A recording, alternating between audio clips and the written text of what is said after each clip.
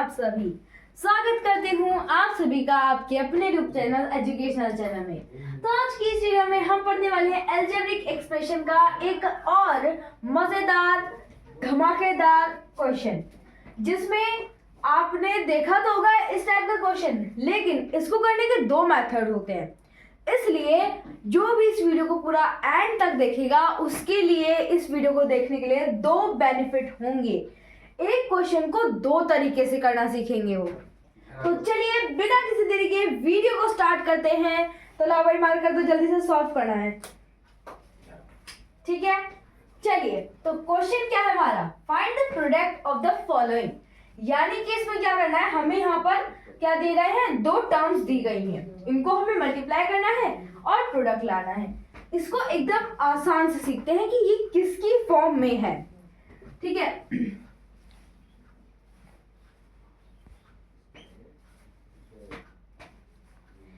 ये इस फॉर्म में है।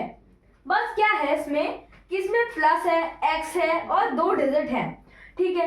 इसमें क्या है, खाली एक डिजिट है और उसको दूसरे वाले डिजिट से मल्टीप्लाई करना है। अब ये जो डिजिट है ना, वो ये वाली डिजिट है और ये वाली जो डिजिट है वो ये वाली डिजिट है। और आप सभी को तो पता है ही कि ये जो मल्टीप्लाई का साइन है वो ये ब्रैकेट का काम कर देते हैं। अगर ब्रैकेट लगे हुए हैं यानी कि इन दोनों की मल्टीप्लाई होगी, ठीक है। तो चलिए शुरू करते हैं। अब इन दोनों की मल्टीप्लाई कैसे होगी, इसके दो तरीके हैं। पहला हॉरिजॉन्टल मेथड, दूसरा कॉलम मेथड। मैं दोनों तरीके से आपको बताऊंगी और जो आपको आसान लगेगा वो कमेंट सेक्शन में आपको बताना है। पहला हॉरिजॉन्टल मेथड करेंगे हम।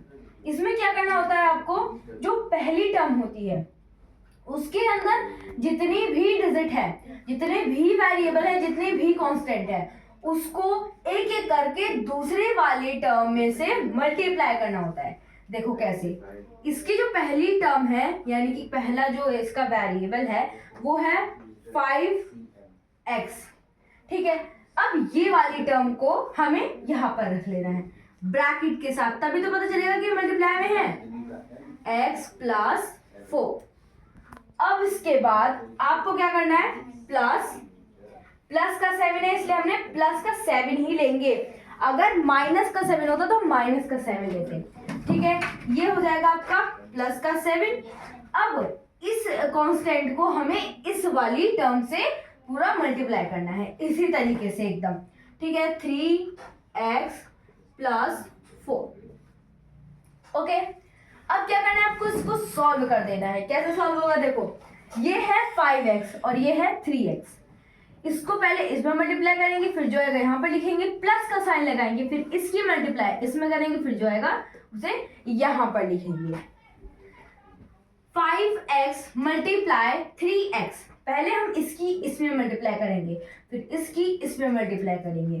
5 3 होता है हमारा 15, ठीक है। तो हमने ये लिख दिया।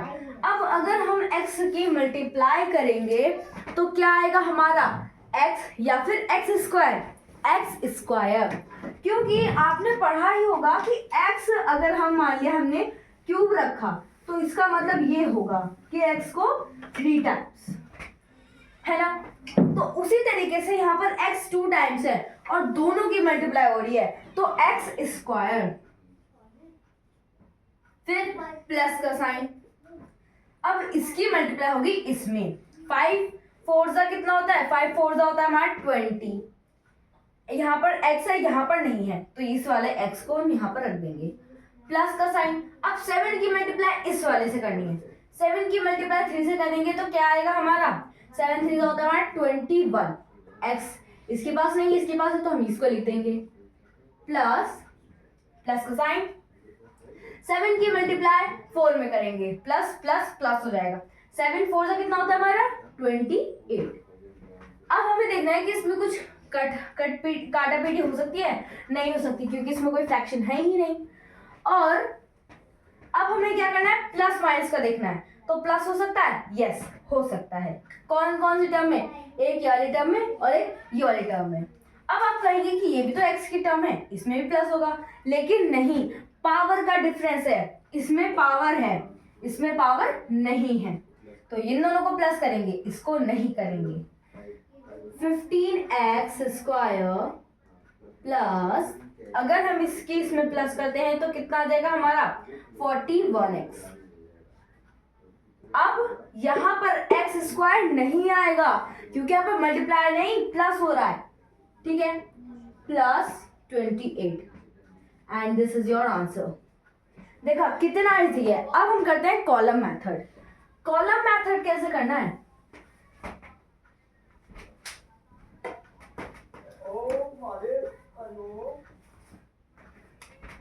ठीक है, कॉलम मेथड कैसे करना है, जैसा आप नॉर्मली करते हो कि हमने लिया 31 मल्टीप्लाई 2, तो आप इसको इस तरीके से लिख कर दें।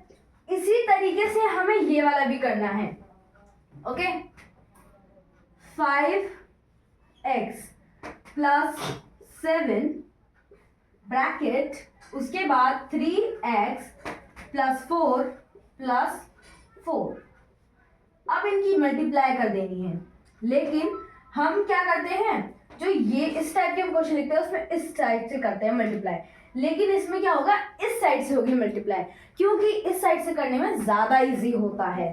ठीक है, 5 3 अगर हमने करा 5 3 हो गया 15, हमारा 15x। ठीक है, अब इसके बाद इसकी जो है मल्टीप्लाई 5x स्क्वायर, देखो यहाँ पर भी x है और यहाँ पर भी x है, तो ये हो जाएगा x स्क्वायर। देखो यहाँ पर भी यही आ रहा है। अब उसके बाद प्लस का साइन, फिर 3x मल्टीप्लाई 7 करेंगे तो 21x। इसमें जब हम करते हैं तो जो पहली लेयर हो जाती है, उसके बाद हम क्या करते हैं, अगर यहाँ पर दूसरी डिजिट पे जैसे 42 है तो उसके बाद यहाँ पर हम एक क्रॉस लगा लेते हैं, यहाँ पर है ना, यहाँ पर एक क्रॉस लगा दिया, फिर यहाँ से करते हैं। अब इसमें क्या करना है, इधर एक डिजिट छोड़ देनी है, ठीक है, और यहाँ पर 4 मल्टीप्लाई 5x करेंगे तो कितना आ जाएगा 20x। कितना आ जाएगा 20x। फिर उसके बाद प्लस का साइन, फिर 4 7 का कितना हो जाएगा हमारा 28। कितना हो गया 28। फिर हम क्या करते हैं, इसको प्लस कर देते हैं, फिर जो भी आता है प्लस करके वो हो गया हमारा आंसर। इसी तरीके से इसको भी प्लस कर देना, आपका आंसर आ जाएगा। ठीक है, तो ये हो जाएगा 15x स्क्वायर, के नीचे कोई डिजिट नहीं है, ठीक है, और फिर प्लस का साइन, फिर उसके बाद ये 21 और 20 यहाँ पर जैसे हमने प्लस करा था तो 41x, फिर उसके बाद प्लस का साइन और ये 28। तो देखो आ गए दोनों में सेम आंसर, है ना। अब इसमें से आपको ये बताना है कि इन दोनों मेथड में से कौन सी सबसे इजी थी। वैसे मेरे हिसाब से तो दोनों ही इजी थी, लेकिन जो मुझे सबसे इजी लगती है वो ये लगती है। अब ऐसा क्यों, क्योंकि ना जो अगर हमारे पास कोई मान लिया फ्रैक्शन वाली टर्म है तो उसमें आप इसको करेंगे, इस वाली मेथड को अपनाएंगे तो उसमें थोड़ी सी हार्डनेस होगी, लेकिन अगर आप इसको करते हैं तो बहुत आराम से हो जाएगा। अगर आप चाहते हैं मैं उसके लिए भी एक फुल वीडियो लाऊं तो कमेंट सेक्शन में पार्ट 2 जरूर लिखें। Thanks for watching, bye bye.